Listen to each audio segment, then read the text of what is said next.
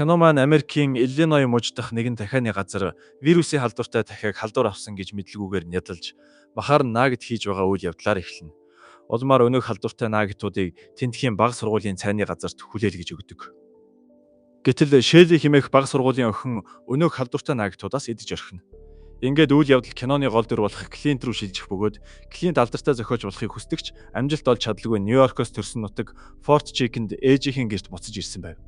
Улмаар Клинт мөнгө олохын тулд тентхийн бага сургуульд орон тооны багшаар ажиллахаар болж ажлынхаа эхний өдөрт машинтайгаа сургуулийн үүдэнд иртэл сургуулийн манаач Рик түүнийг хар тамхины 8-чин гэж бодоод мансууруулах бодис авах гэж оролддог. Гайхсан Клинт ч тэнд багшлахаар ирсэн гэдгийг хэлээд машины зогсоол дээр машинаа тавихад биеийн тамирын багш Вэйд машиных нь хаалгыг хаагаад өөрийнхөө машиныг тавьчихсан байдаг. Ингээд хоёр талаас хавчигдсан Клинт багажныхаа хаалгаар гарах ба дайран дээр давс гихчээр хин нэгэн машин дээр нь ёс бус үг биччихсэн байдаг. Ингээд өдрийг буруу хөл дээрээ эхлүүлсэн Клинт сургуулийн талбай руу ороход хүүхдүүд уйлах нь уйлж хэрэлдэх нь хэрэлдэж, өвмөлх нь өвмөлж яг л галзуугийн эмнэлэг шиг санагдана. Дараа нь тэр сургуулийн эрхлэгч Симстэй уулзахад Симс сургууль дээр гар утас ашиглахыг зөвшөөрдөггүй, электроник төхөөрөмжийн эсрэг байдаг учраас Клинтийн утсыг хурааж авдаг. Симс Клинтэд сургуулийн газрын зураг өгөх гэтэл Клинт ч би өмнө нь энд сурч байсан. Надад газрын зураг хэрэггүй гэд тэндээс гарна. Ингээд түүнийг багш нарын өрөөнд иртэл тентхийн багш нар гэж бараг бүгд л хэвэн биш гэмээр өвөрмөц гарууд байх бөгөөд Клинтийн кофений аяга асуудал Ребека гэх багш эмэгтэй биед нь хүрвэл шууд л цагдаа дууддаг товчлуур хувцснаасаа зүүсэн байгаагаа харуулна. Мөн биеийн тамирын багш Вэйд Клинтэд нэг л тоомжиргүй дээрэмгүй хандах бол эрүүл мэндийн багш Даг ив хавгүйгээр яриа эхлүүлэх гэж оролдоно. Клинт багш нарын өрөөг тойруулж хараад 10 жилдээ крашилж шохоорхдог байсан Люсиг анзааран сэтгэл нь сэргэж түүн дээр очиход Люси ч түүнийг урайлгахан ухтан авч минь мэдэлцэн сонин сайхнаа ярилцсан. Тэднийг эд ярилцаж байтал Вэйд ирээд ярианд нь оролцсон. Клинтийг ямар зохиол бичдгийг нь асуухад Клинт ч сүнстэй завны тухай аимшигын зохиол бичиж байгаагаа хэлэхэд Вэйд Стивен Кинг энэ тухай аль хэдийн бичсэн гэж Клинтийн санааг доош нь хийнэ. Удалгүй хичээл орох цаг болж Люси Клинтийг ангид нь хүргэж өгөх ба Клинт ч түүнд Вэйдийг хөгийн гар байна гэж муултал Люси инээгээд Вэйдтэй үерхдэг гэдгээ хэлэхэд Клинт үүнийг сонсоод хэлсэн зүйлдээ бантна. Харин энэ үеэр Шэли халдвар авсан бололтой нүүрэн дээгүүр нь юм туурч нэг л хачин байдалтай болсон байх ба түүнийг ангийнхан дээрлэхүү хүүхдүүд болох Патриот Динк хоёр шоолон даапаална. Гэтэл яг энэ үед Клинт ангид орж ирэн өөрийгөө танилцуулаад хичээлээ аль болох хөгжилтэй байдлаар заах гэж оролдоход Патриот түүний өөдөөс шөргөөцөлдөн утсаа оролдож хичээлд нь анхаардаггүй. Клинт утсыг нь хураах гэж оролдсон ч хүү чамааг миний биед хүрсэн гэж гомдол мэдүүлнэ гэж сүрдүүлснээр Клинт ч түүнийг тоохгүй байхаа шийдэж өөрийнхөө бичсэн зохиолыг гаргаж ирэн Кельвин гих буржгар үстэй хүүгээр уншуулна. Кельвинийг самбарын урд зохиолыг чангаар уншиж байтал Патриот дахин Шэлийг өдөж үснээс нь таttaал хуйхных нь хэсэг хавхарч ундаг. Патриотыг гайхан шоконд ороход Шэли түүн рүү дайрч нүрийг нь хазах бөгөөд Клинт сандран Шэлийг хүүгээс салгах ба гэтэл Шэли гарыг нь самардаад ангиас гарч гүйнэ. Клинт ч сандарч боломогдсон хацраа юучгүй хазуулсан Патриотыг тэрвэрэн яаралтай сургуулийн эмчдэр аваачдаг. Энэ зур манаач Рик мансууруулдаг мөгнүүд худалдаж аваад машиндаа орж суун мөгнүүдээ нууцаар идэж эхэлнэ. Харин Клинтийн хувьд багш нарын өрөөнд буцаж ирээд Люсид ангид нь болсон үйл явдлын тухай ярьж байтал гадаа тоглож байсан Динк хашааны буланд байсан Шэли дээр очиод яагаад найз руу дайрсныг асуухад Шэли Динк рүү ч бас дайрдаг.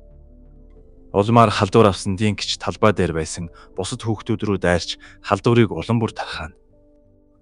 Ингээд удсанчгүй зомби болсон хүүхдүүд талбай дээр байсан багш эмэгтэй рүү дайрч түүнийг идэж эхэлцгээв. Гэтэл Рик үүнийг хараад богино долгионоор сургуулийн эрхлэгч Симст мэдээлэх бөгөөд Рик энэ бүхэн жинхнээсээ болоод байгаа эсвэл мөөгний нөлөө эсхийг сайн мэдэхгүй байдаг. Симс цонхоороо хараад гадагшаа гарч хүүхдүүдийг загнах гэтэл халдвар авсан хүүхдүүд түүнийг бүчин авч амьдаар нь гидсийг нь цуулан хамаг дотор эргэтнийг нь цуулж хэрцгийгээр алдаг. Харин энэ үеэр халдвар авсан Патриот улам зэрлэг догшин болж сургуулийн захирлын өрөөнд орох нь харагдана. Багш нарын өрөөнд байсан багш нар ч цонхоороо энэ аимшигтай дүр зургийг харан айж сандралтахад Ребека ч цагдаад дуудлага өгдөг товчоод ардаг. Энэ үед талбай дээр бөмбөг шидэн завгүй байсан Вэйд эцэст нь юу болоод байгааг анзааран зомби хүүхдүүдээс арайхийн зүхтааж сургууль руу ороод хаалгыг нь түгждэг. Харин захирлын өрөөнд нэвтэрсэн Патриот тэнд байсан утаснуудыг тасцснаар гар утаснууд ямар ч сүлжээгүй болно.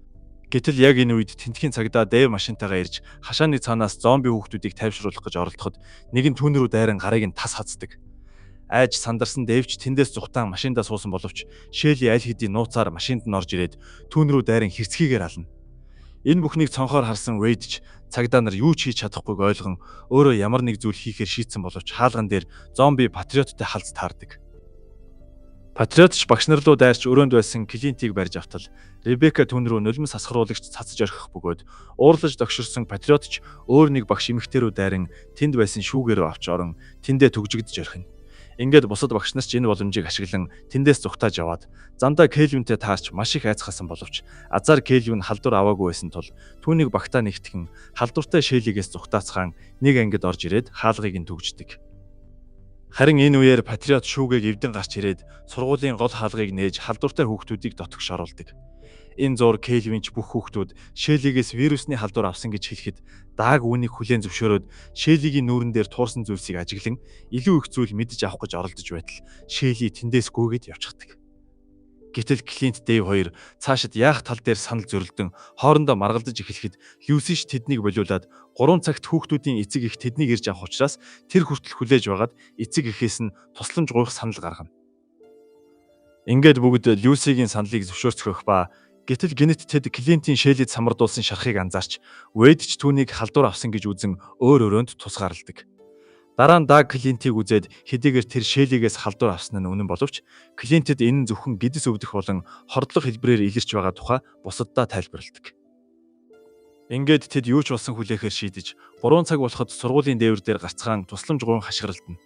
Гэсэн ч хүүхдээ авахар машинтайгаа ирсэн ээж уцаар ярин тэднийг анзаардаггүй бөгөөд энэ үеэр халдвар авсан хүү рейсер нь машинд нь орж ирээд дүү рүүгээ болон ээж рүүгээ дайрч ээжигээ алдаг.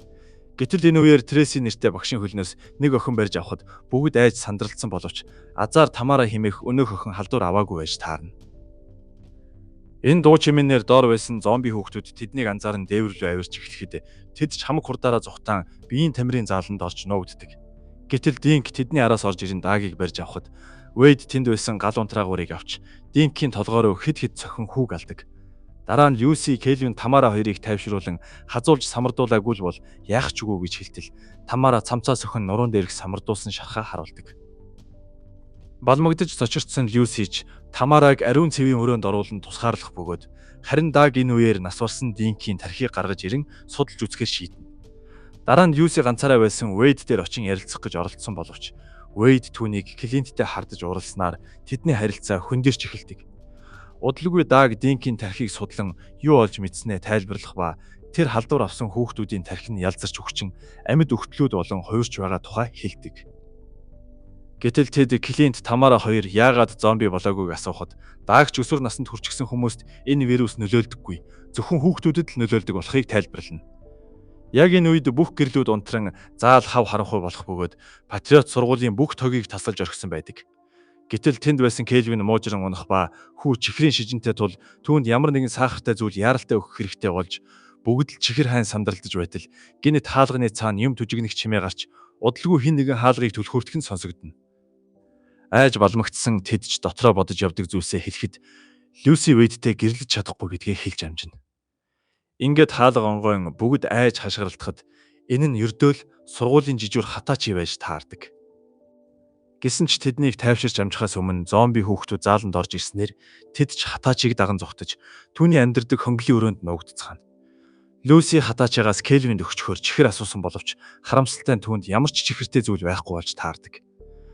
Яг энэ үед богино долгионы радиогоор яаралтай мэдээлэл цацагдж хотын иргэдийг Залгаа хот руу нүүлгэн шилжүүлж байгаа тухай мэдээлж тэдэн дээр тусламж ирэхгүй нь тодорхой болно.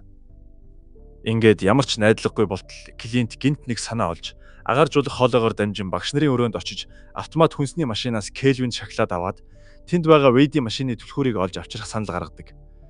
Клинт жижигхэн биетэй учраас бусдын түүнийг ятгахснаар тэр ч агааржуулах хоолоороо орон мөлхөж эхлэх ба гэтэл Вэйд богино долгионоор Клинтэд уран зориг өгөхийн оронд хэрүүл өдөөд байсан тул эцэст нь төвчээр нь алдарсан Люси Клинттэй хамт явахаар шийдэж агааржуулах хоолоо руу ордог. Удалгүй тэд багш нарын өрөөнд ирж Клинт автомат машинаас шахлаад авах гэж оролдож байх зуур Люси Вэйдийн түлхүүрийг олоод ажиллаж байгаа гар утас олох гэж оролдсон ч амжилтгүй болно. Гэтэл яг энэ үед дугуй унсан зомби охин багш нарын өрөөнд орж ирснээр Клинт ч автомат машины ард нуугдах ба гэтэл яг энэ үед автомат машин ажиллаж эхлэн чимээ гаргахад зомби охин ч чангаар хашгирдаг. Энэ дуугаар зомби патриот тэдэн дээр ирэх ба Клинт ч гяс шахлаадаа аваад Люситэй хамт агааржуулах хоолоогоор зүхтаана. Патриот болон бусад зомби хүүхдүүд тэдний араас хөөж эхлэхэд Клинт ч шоколадаа агааржуулах хоолоогоор нөгөө хэд рүүгээ шидээд зомби хүүхдүүдийн анхаарлыг сарниулахын тулд Люситэй хамт өөр өрөөлөө орж нуугдан агааржуулах хоолойг битүүлдэг. Ингээд хоёулахнаа үлдсэн Люси Клинт хоёр хоорондоо сэтгэлээ уудлан өөрсдийнхөө нууцыг хуваалцаж нэг л мэдхэд үнсэлцэж орхисон ч гинэт ухаан орон бие биенээсээ ичимгүрэн холдно. Гэтэл удалгүй Клинтэд нэг санаа төрж зомби хүүхдүүдэд нойрсуулах юм өгч унтуулад бусадтайгаа төв танхимд уулзан тэндээсээ Вэйдийн машин руу гүйхээр болцгоодог. Вэйд ч Клинтийн энэ санааг сонсоод бусад багш нараа зоригжуулан тэд байгаа зүйлээрээ зэвсэг хийцгэн зомби хүүхдүүдтэй нэгийг үзэхээр шийддэг. Гэтэл энэ үед Клинтийн радиогоор хэлсэн зүйлсийг Рик болон зомби Патриот ч бас сонссон байдаг. Удалгүй бүгд товлсон газараа уулзцаан бүх юм төлөвлөгөөний дагуу амжилттай явж байтал гинт зомби хүүхдүүд тэднэрүү дайрч бүгд өөрсдийнхөө зэвсгээр тэдэнтэй тэмцэлтэн. Ингээд гарах хаалган дээр ирэх үед Хатачи зомби хүүхдүүдтэй тэмцэлтэн ард үлдэж бусд нь гадагшаа гарч зүхтаадаг. Тэд Вэйдийн машин дээр ирсэн боловч гадаа байсан зомби хүүхдүүдийн сүрэг тэднэрүү дайрснаар Вэйд өөрийгөө золиослон цаг хожихоор ард үлдэж Клинт рүү түлхүүрээ шидэх ба Люси ч үүнийг хараад Вэйд дээр очиж туслах гэсэн боловч Клинт түүнийг болиулна. Удалгүй зомби хүүхдүүд Вэйдийн дээр харан бүчиж авах ба үлдсэн хэдэн энэ зур Вэйдийн машинд суун тэндээс зүхтаацгаадаг. Гэхдээ аюул дуусах болоогүй байдаг бөгөөд зомби Патриот нууцаар ачааны машин дээр гарч зүүгдсэн байдаг. Тэдний шатхуун дуусах төхөж эхлэх үед гинэт Патриот цонхоор Клинт рүү дайрч Клинт хүчтэй торомслоход Патриот ч газарч шидэгддэг. Ингээд Клинт машинаа ухраан зомби Патриотыг дайрч ойролцоох модонд няцалж орхино. Эцэст нь ямар ч аюулгүй болсон тэд залгаа хотод ирэхэд хот эвдэрч сүйдэн хинч байхгүй ил хөл байх бөгөөд машин нь бензингүй болсон тул тэд ч машинаасаа бууцхан ойролцоох дэлгүүрийн шилэн цонхоор мэдээгээр өнөөх аюултай вирус орон даяар тархсан болохыг уг вирус Форччикен хотын наагтуудаас гаралтай гэж мэдээллийг олж сонсно. Тэгтэл Даг хэрвээ вирустай наагтыг олж чадвал вакцин хийж болох байх гэж хэлэх ба гэтэл удалгүй тэдэн рүү зомби хүүхдүүд дахин дайрснаар тэд ч зүхтаан нэг байшин руу ороход энэ нь хүүхдийн тоглоомын төв байж таардаг. Тэнд ямар нэгэн баяр болж байсан бололтой энд тэндгүй ундаа наагт байх бөгөөд Дагч баярлан нэг наагт барьж автал тэнд байсан зомби хүүхдүүд тэднийг бүчин авна. Ингээд ямар ч аврагдах найдваргүй болоод байтал гинт Вэйд Хатачи хоёр гарч ирээд тэднийг авран гадагшаа зүхтаалгахад гадаа Рик машинтайгаа хүлээж байдаг. Клинт ч Вэйдийг усан буугаар хүүхдүүдийг шүршихийг хараад ус тэднийг зогсоохгүй гэж хэлэхэд Вэйд энэ ус биш гэд шүдэнд зуран шидэхэд гал авалцсан зомби хүүхдүүд шатаж эхэлнэ. Ингээд бүгд Рикийн машинд суун тэндээс зүхтааж байгаагаар кино төгсдөг.